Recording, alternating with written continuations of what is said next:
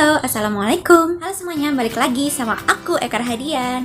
Ini adalah video pertama aku setelah menjadi seorang istri. Apa sih yang mau aku bahas kali ini? Karena berhubung aku baru aja melangsungkan pernikahan, spesialisasinya aku hanya menyelenggarakan akad aja. Aku sekarang mau ngebahas sama teman-teman semuanya mengenai mahar. Untuk acara akad aku yang kemarin, mungkin aku akan cerita di next video aku untuk gimana sih kronologinya atau persiapan pernikahannya atau persiapan akadnya di saat masa PPKM dan di dalam situasi pandemi COVID. Nanti aku akan buatin videonya sendiri. Untuk hari ini aku mau cerita dan aku mau bahas tentang mahar. Jadi kemarin ketika aku menikah dan akad, aku dan Mas Bucin itu menyiapkan mahar yaitu logam mulia yang berupa emas batangan. Kenapa aku menyebutnya kita yang menyiapkan? Karena memang pada saat itu aku sama Mas David itu emang kayak sama-sama menyiapkan semuanya sendiri ya guys, untuk ABCDE-nya di acara kita, termasuk untuk menyiapkan mahar. Tapi tetap untuk yang membeli maharnya itu full dari Mas David ya guys. Karena seperti yang kita tahu, mahar itu adalah sepenuhnya hak seorang istri gitu guys, yang diberikan oleh suami.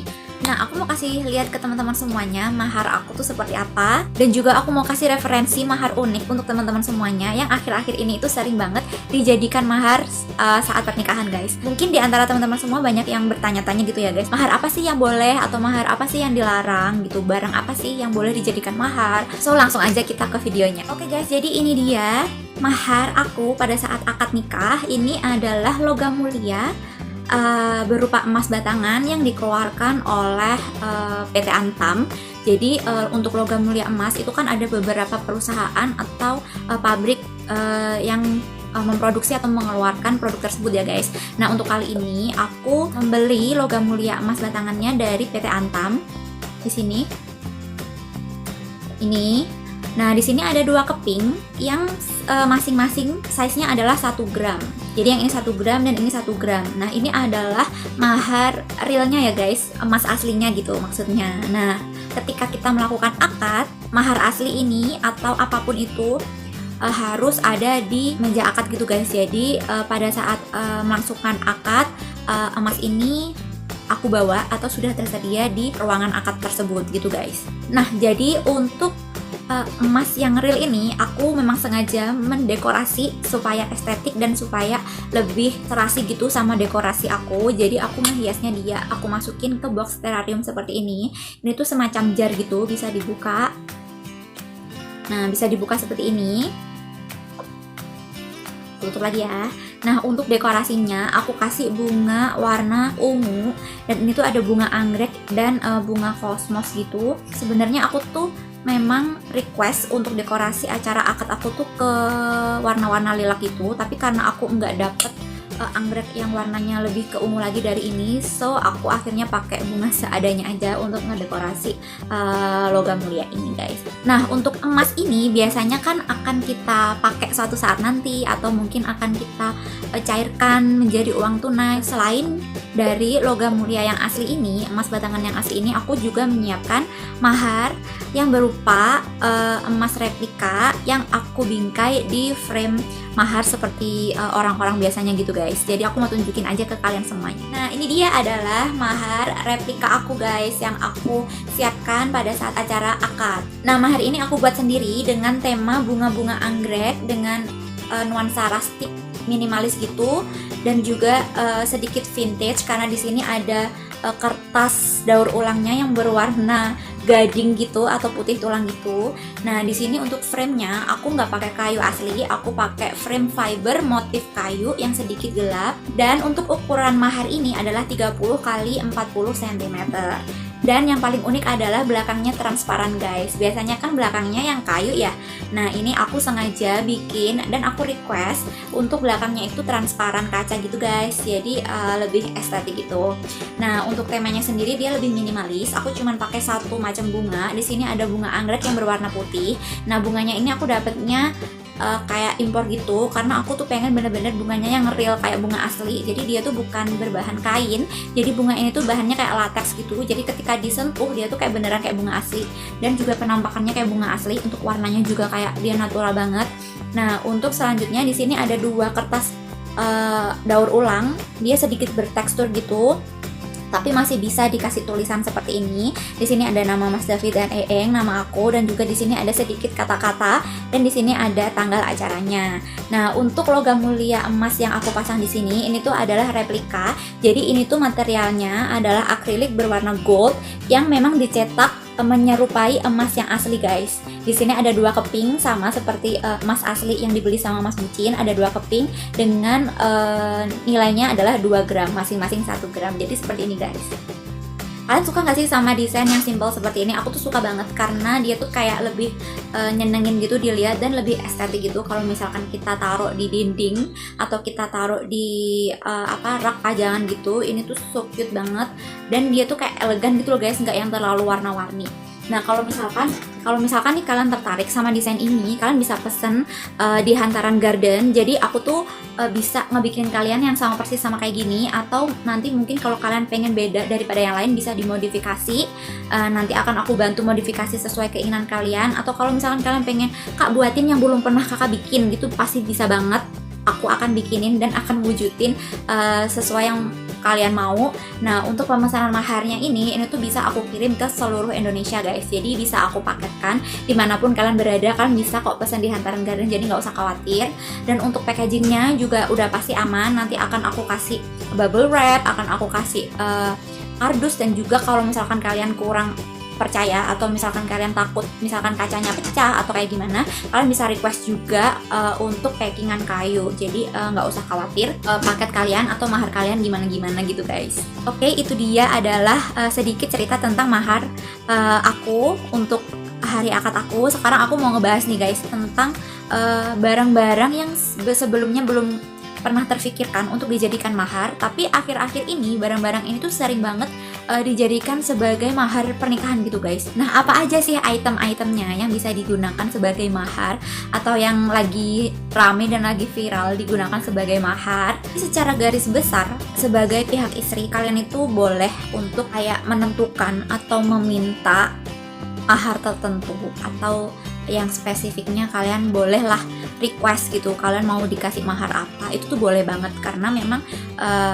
mahar itu adalah hak sepenuhnya tuh di istri, untuk istri gitu guys, dari suami untuk istri. Contoh mahar pertama yang sering banget dipakai untuk mahar pernikahan adalah uang tunai. Banyak banget klien aku yang dari dulu sampai sekarang itu pakai mahar uang tunai, guys. Jadi mahar uang tunai ini adalah yang sering banget dipilih gitu, guys. Mulai dari yang muda, mulai dari yang tua, mulai dari yang penghasilannya segini sampai yang segini, itu tuh sering banget memilih uang tunai sebagai mahar di acara pernikahannya. Biasanya dilengkapi dengan uang tunai dan juga seperangkat alat sholat. Nah, yang kedua, yang saat ini lagi ngetren banget untuk dijadikan mahar itu adalah LM.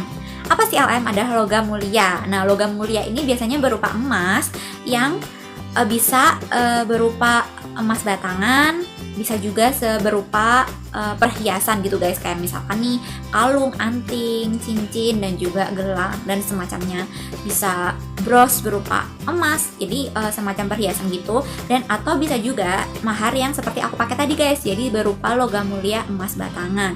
Nah, emas batangan itu banyak banget nih, guys, ukurannya, mulai dari 0,1 itu ada sih yang udah bentuk batangan kayak gini. Tapi dia kecil-kecil banget dan biasanya bentuknya itu bulat-bulat gitu dan sudah ada packagingnya gitu, guys. Nah, kalau untuk yang LM dari PT Antam itu setahu aku yang paling kecil adalah 0,5 gram dan yang paling gede itu bisa sampai 1000 gram, guys, atau 1 kilo. Kalian bisa banget menggunakan emas sebagai mahar di 2 gram atau 5 gram atau 10 gram atau 500 gram, terserah semampunya calon suami kalian. Oke, yang ketiga ini adalah yang cukup rame banget akhir-akhir ini dijadikan mahar juga, yaitu adalah tabungan. Tabungan itu gimana sih, Kak, maksudnya? Jadi tuh kayak misalkan mempersembahkan nih kartu debit, misalnya kartu debit senilai 10 juta atau misalkan senilai 500 juta kayak gitu bisa. Oke, yang keempat, mahar yang cukup kontroversial gitu, guys, di zaman sekarang, yaitu adalah saham dan reksadana.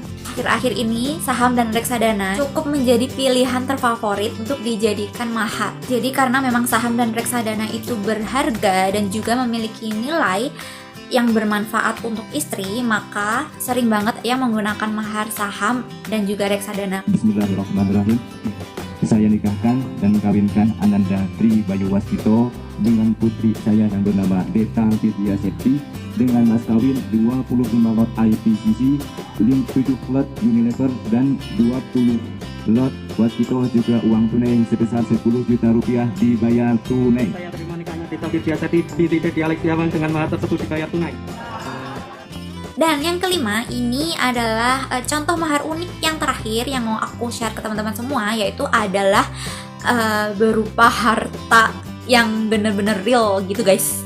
Jadi kalau misalkan nih calon kalian adalah orang yang cukup banyak duit atau misalkan dia cukup mapan, kalian boleh banget minta mahar berupa rumah atau mobil ataupun tanah. Kalian jangan salah guys, akhir-akhir ini emang banyak banget mahar itu tuh berupa rumah, berupa mobil, kayak gitu guys. Memang kalau dipikir-pikir itu memang sah-sah aja ya dijadikan sebagai mahar, tapi nggak tahu kenapa akhir-akhir ini tuh baru ngetrennya gitu loh guys. Kalau yang zaman-zaman dulu maharnya seperangkat alat sholat, kemudian uang tunai atau cincin seperti itu ya guys. Tapi semakin kesini ini tuh kayak wujudnya mahar itu semakin bervariasi gitu guys.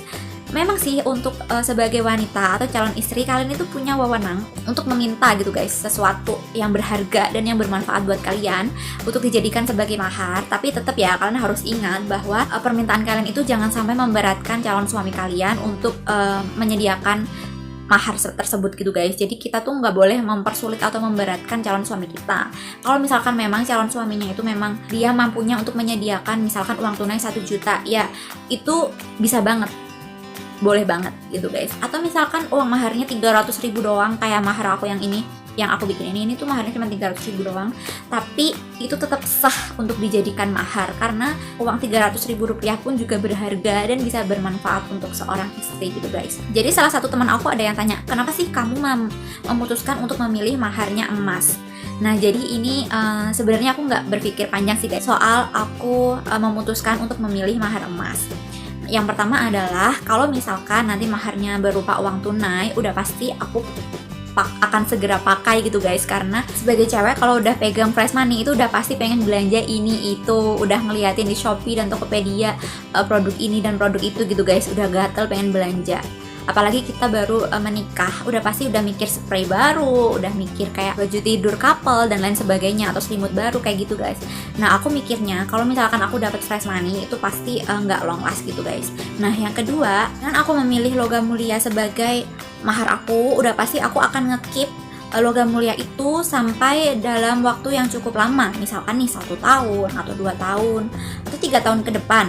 Nah misalkan harga emas cukup baik, mungkin nanti beberapa tahun kemudian aku akan jual dan aku secara nggak langsung punya instrumen investasi gitu guys berupa emas. Jadi nggak akan langsung habis pada waktu yang singkat, dan bisa juga aku nanti misalkan ada rezeki akan aku tambah lagi kepingannya, misalkan aku mau beli lagi untuk saving aku juga berupa emas lagi misalnya kayak gitu. Jadi aku tuh kepikir untuk nge-keep dia dalam waktu yang cukup lama seperti itu. Nah yang ketiga adalah karena aku tahu Mas David cukup mampu untuk memberikan aku mahar tersebut gitu guys. Jadi kenapa sih aku nggak minta mahar yang 5 gram misalkan atau yang 10 gram kayak gitu. Sebenarnya bisa-bisa aja sih aku minta mahar segitu, cuman aku rasa untuk mahar 2 gram aja itu aku udah seneng gitu guys. Aku udah seneng, dan untuk misalkan aku pengen lagi nanti aku bisa beli lagi atau nanti kita bisa investasi bareng kayak gitu sih guys. Kalau dari sisi aku, kalau dari sisi kalian gimana guys? Kalian kira-kira udah kepikiran mau nyiapin mahar apa? Coba kalian tulis di kolom komentar. Buat yang penasaran aku beli emasnya di mana? Jadi waktu itu aku tuh cari-cari emas logam mulia itu di Pegadaian. Jadi di beberapa Pegadaian aku tanya dan harganya cukup tinggi pada saat itu. Padahal sebelumnya harga emas itu turun gitu guys. Tapi pada suatu hari Mas David itu dapat kontak penjual emas tapi bukan dari perusahaan apapun atau bukan dari kantor apapun. Jadi dia tuh kayak orang pribadi yang memang dia suka mengkoleksi logam mulia atau dia memang bisnisnya di jual beli emas batangan gitu loh guys. Jadi perorangan pribadi gitu, dan Mas David ngedapetinnya dengan harga yang cukup selisih dari harga yang kita dapat di Pegadaian. So pada saat itu aku udah janjian sama orang Pegadaian di hari Senin tapi aku cancel.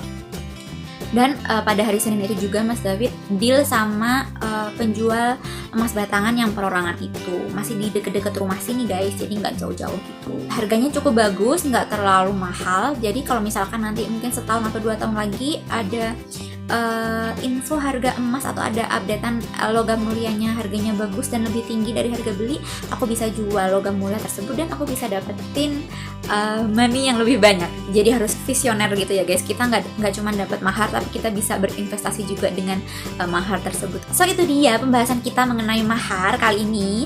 Jadi kalau buat kalian semua yang lagi bingung mau milih mahar apa, mungkin mahar yang tadi yang aku sebutin tadi bisa jadi referensi kalian. So segitu aja video aku kali ini.